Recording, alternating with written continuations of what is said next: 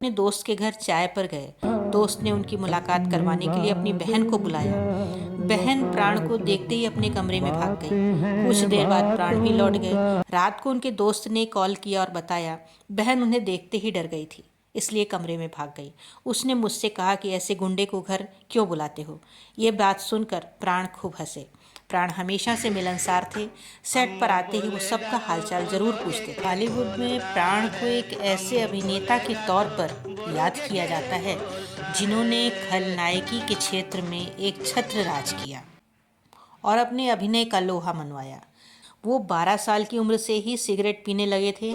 एक दिन लाहौर में जब वो सिगरेट पीने पान की दुकान पर गए तो वहाँ उन्हें स्क्रिप्ट राइटर वली मोहम्मद वली मिले।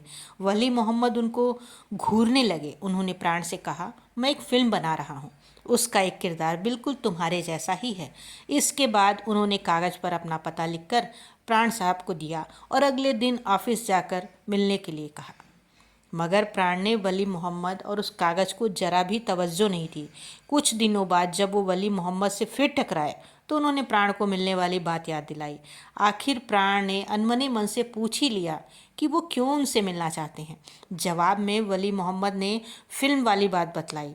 दिलचस्प बात यह है कि तब भी प्राण ने उनकी बात को ज़्यादा गंभीरता से नहीं लिया, मगर मिलने को तैयार हो गए। आखिरकार जब मुलाकात हुई तो वली मोहम्मद ने प्राण को राजी कर लिया। इस तरह प्राण पंजाबी में बनी अपने करियर की पहली फिल्म यमला जट में नजर आए। इसी कारण प्राण वली को अपना गुरु मानते रहे। ये वो दौर था जब खूंखार विलन के रोल में प्राण सिकंद सबका ध्यान अपनी तरफ खींच रहे थे। तभी 1947 में देश की आज़ादी के साथ दंगे शुरू हो गए। दिल्ली से लाहौर तक एक जैसा ही मंजर था। लाहौर में काम कर रहे प्राण ने अपनी पत्नी शुक्ला अहलूवालिया और 1 साल के बेटे अरविंद को मध्य प्रदेश के इंदौर में अपनी भाभी के यहाँ भेज दिया। उन्हें डर था कि दंगे में परिवार को कुछ हो न जाए। 11 अगस्त 1947 को प्राण अपने बेटे का जन्मदिन मनाने लाहौर से इंदौर आए। यहाँ आकर रेडियो पर समाचार सुना तो पता चला लाहौर दंगों की आग में बुरी तरह झुलस गया है और हिंदुओं को वहाँ चुन चुन कर मारा जा रहा है। ऐसे में प्राण यहीं रह गए। 1945 के आसपास कोलकाता फिल्म इंडस्ट्री पूरी तरह से मुंबई शिफ्ट हो चुकी थी। उन्होंने सोचा काम तो यही आता है, क्यों ना मुंबई फिल्म इंडस्ट्री में किस्मत आजमाई जाए। लाहौर में तो नाम चलता ही था तो यहाँ भी काम मिलने में दिक्कत नहीं आएगी। ये सोचकर वो परिवार को लेकर मुंबई आ गए, मगर जैसा सोचा था वैसा हुआ नहीं। मुंबई आने पर काम के सिलसिले में उन्होंने कई प्रोड्यूसर और डायरेक्टर के ऑफिस में चक्कर लगाए, लेकिन उन्हें ऐसा महसूस हुआ कि मुख्य अभिनेता की बजाय खलनायक के रूप में फिल्म इंडस्ट्री में उनका भविष्य सुरक्षित रहेगा। वर्ष 1948 में उन्हें बॉम्बे टॉकीज के निर्मित फिल्म जिद्दी में बतौर खलनायक काम करने का मौका मिला।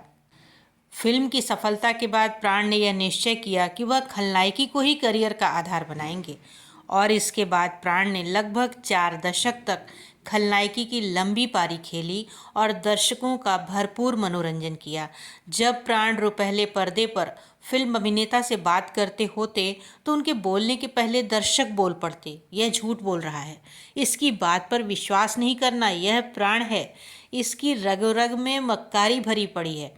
वर्ष 1958 में प्रदर्शित फिल्म अदालत में प्राण ने इतने खतरनाक तरीके से अभिनय किया कि महिलाएं हाल से भाग खड़ी हुईं और दर्शकों को पसीने आ गए। इसके बाद प्राण को 3 और फिल्मों के ऑफर आए। साथ ही ये बात भी फैल गई कि वो हर फिल्म के लिए 500 रुपये फीस चार्ज करते हैं। इतनी ही फीस हीरो भी लिया करते थे। इस तरह वो ऐसे विलन बने जिनकी फीस हीरो या बाकी विलन से ज़्यादा होती थी। प्राण अपने मेकअप को लेकर बहुत सजग रहते थे। अखबार में छपी हुई खबर, किसी नेता की फ़ोटो उनको पसंद आती थी तो वो उसे काट कर रख लेते थे। वो ऐसा इसलिए करते थे क्योंकि जब किसी फिल्म में वे खुद को उसी के जैसे पर्दे पर उतारें तो कोई कमी ना हो। प्राण अपने घर पर भी मेकअप का सामान रखते थे।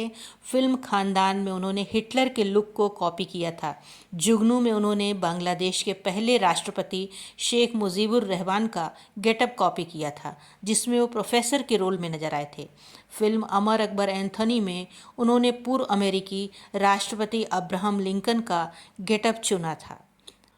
फिल्म जिस देश में गंगा बहती है में प्राण ने डाकू राका का रोल निभाया था। जब इस फिल्म की शूटिंग दिल्ली में चल रही थी तो वो एक दिन अपने दोस्त के घर चाय पर गए। दोस्त ने उनकी मुलाकात करवाने के लिए अपनी बहन को बुलाया। बहन प्राण को देखते ही अपने कमरे में भाग गई। कुछ देर बाद प्राण भी लौट गए।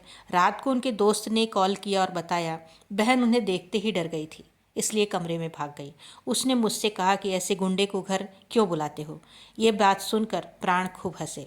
प्राण हमेशा से मिलनसार थे। सेट पर आते ही वो सबका हालचाल जरूर पूछते थे। वर्ष 1967 में निर्माता निर्देशक मनोज कुमार ने अपनी फिल्म उपकार में प्राण को मलंग काका का एक ऐसा रोल दिया जो प्राण के सिने करियर का मील का पत्थर साबित हुआ। फिल्म उपकार में प्राण ने मलंग काका के रोल को इतनी शिद्दत के साथ निभाया कि लोग प्राण के खलनायक होने की बात भूल ही गए। इसके बाद प्राण ने 70 से 90 के दशक तक अपने चरित्र भूमिकाओं से दर्शकों का मन मोहे रखा। सदी के खलनायक प्राण की जीवनी भी लिखी जा चुकी है, जिसका टाइटल एंड प्राण रखा गया है। पुस्तक का यह टाइटल इसलिए रखा गया है कि प्राण की अधिकतर फिल्मों में उनका नाम सभी कलाकारों के पीछे और प्राण लिखा हुआ आता था। कभी कभी उनके नाम को इस तरह पेश किया जाता था, अबव ऑल प्राण। प्राण ने अपने 4 दशक से भी ज़्यादा लंबे सिने करियर में लगभग 350 फिल्मों में अपने अभिनय का जौहर दिखाया। प्राण के मिले सम्मान पर यदि नज़र डालें तो 2013 में प्राण को फिल्म जगत के सर्वश्रेष्ठ सम्मान दादा साहब फाल्के पुरस्कार दिया गया था।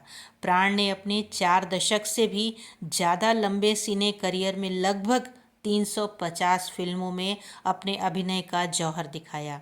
प्राण को उनके करियर के शिखर काल में फिल्म के नायक से भी ज़्यादा भुगतान किया जाता था। डॉन फिल्म में काम करने के लिए उन्हें नायक अमिताभ बच्चन से ज़्यादा रकम मिली थी। अपने दमदार अभिनय से दर्शकों को मंत्रमुग्ध करने वाले प्राण 12 जुलाई 2013 को इस दुनिया को अलविदा कह गए। आशा है आपको यह जानकारी पसंद आई होगी। मिलते हैं जल्दी ही नेक्स्ट वीडियो में। तब तक आप अपना और अपने अपनों का ख्याल रखें। Good bye.